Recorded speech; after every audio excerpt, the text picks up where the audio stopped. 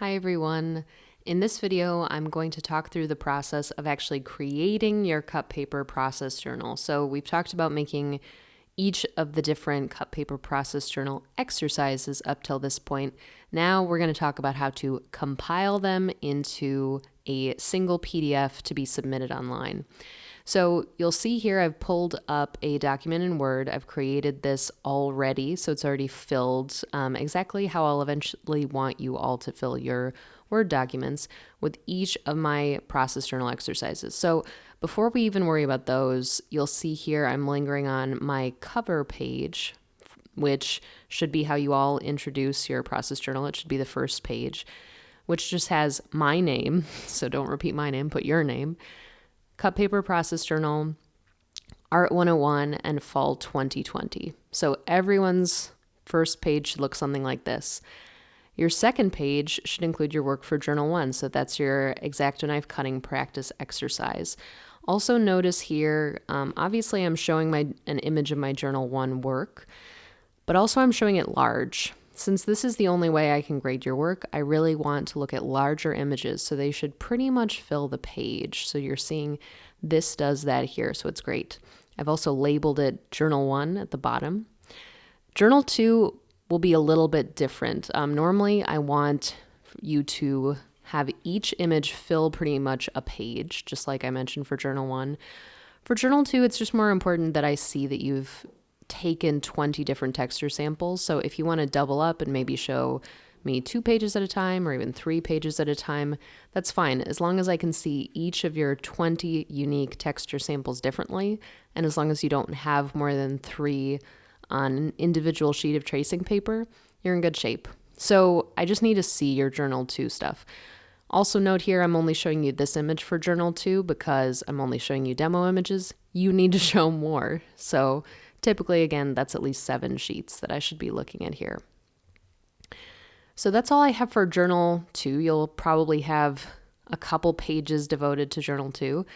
Next, we'll talk about Journal 3. So this is your line drawing exercise. One thing I want to note here is make sure your images are high quality, because again, that's the only grading tool I have. So if you need to, please review the video that I've played you a few times, alluded to a bunch, how to photograph 2-dimensional art for digital submission. I made it pretty much exactly for this project and process journal in mind. So make sure I don't have to look through a bunch of shadows and weird lighting to try to see your amazing 2D work. So getting strong documentation for Journal 3 is obviously the big thing, also continuing to label stuff.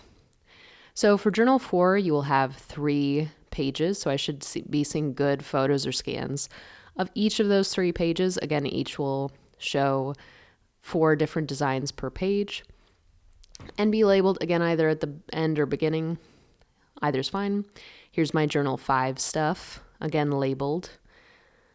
Pretty straightforward. Good photos, important still. And then here is my Journal 6 stuff. So I only am showing you the 2 grids I made for the demo. You will be showing 6 individual grid layouts. Again, bigger is better, so 1 per page is just fine. So we'll close with your Journal 7 stuff. And more than any other journal exercise, please show me large image files so I can really spend time with them. So that's all you need in the way of your Microsoft Word doc. So I just scroll through it a couple times, make sure that it looks good and that everything's in order. At that point, you can export this file to a PDF. And you want to do that just because with Word docs, the formatting can be a little wonky depending on who opens it. So it's a good practice to export more professional documents to a PDF. So the way you do that is you're going to go to print this file, and instead of printing, you'll save it as a PDF. Once you do that, you should label it as your last name _ cut paper process journal. Make sure you save it someplace you'll remember it, like the desktop. And that's pretty much the whole process. The only thing I haven't walked through is submitting it. So here is your cut paper process journal assignment page on Canvas. You can review what I want turned in for the process journal. Make sure you have everything.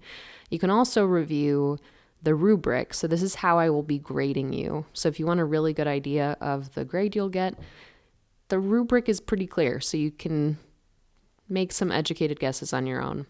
Once you feel good about your process journal, you will hit Submit Assignment, and then you will be asked to upload a file. So then you'll choose the file that you want to upload and locate the one we just saved to the desktop, and then hit Submit Assignment.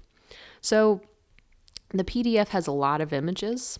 I think it's about 12 megabytes, so it'll take a minute to upload it. This is typical, I think, for how long most files should take. And then you'll get this little victory signal. And you'll also see you'd have to resubmit the assignment, which is a good way of knowing you submitted it at all. So that's how you make the process journal. Please let me know if you have any questions. Thanks, everyone.